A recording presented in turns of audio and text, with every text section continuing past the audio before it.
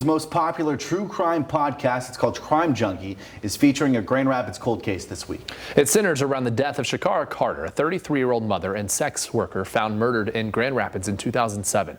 The case remains open. Julie Dunmeyer has a closer look.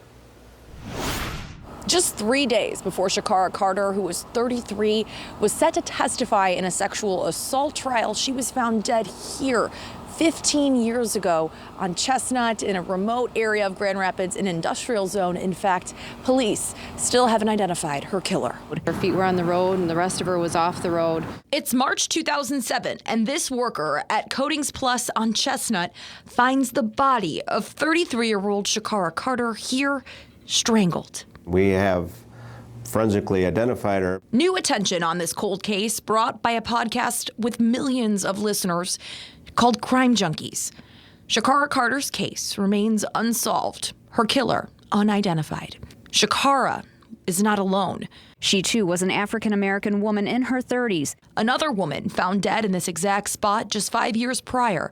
Fox 17 archived video of the scene then. Who would do this like this? And they just left her on the side of the curb like she was nothing. This part of a string of murders of sex workers in the early 2000s. Sarkenia Vance's family, another young African-American woman killed, feeling the same grief Thanksgiving Day 2006, when Sarkenia's body was found dumped in a grassy field. I mean, this is so wrong. What devil would do this? Sarkenia's case ultimately solved by the Kent County Cold Case Team in 2014, but Shakara's remains open to this day.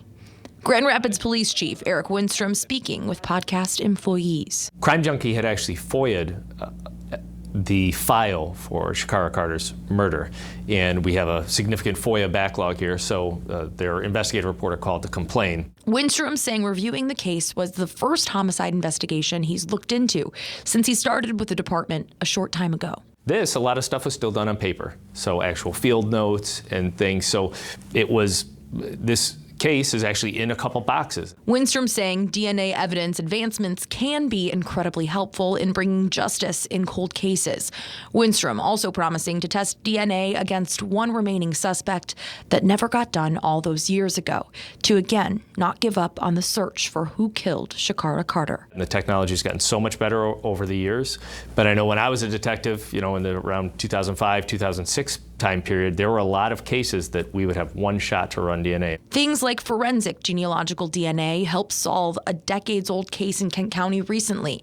Police never confirming all of these deaths are connected, but also never giving up the search for justice for their families. Brianna, who is Shakara's daughter, reached out too and said, hey, I want to make sure that the police department, doesn't forget my mom, which we haven't. Crime Junkies and their viewers have helped solve dozens of cold cases through donations programs that they do.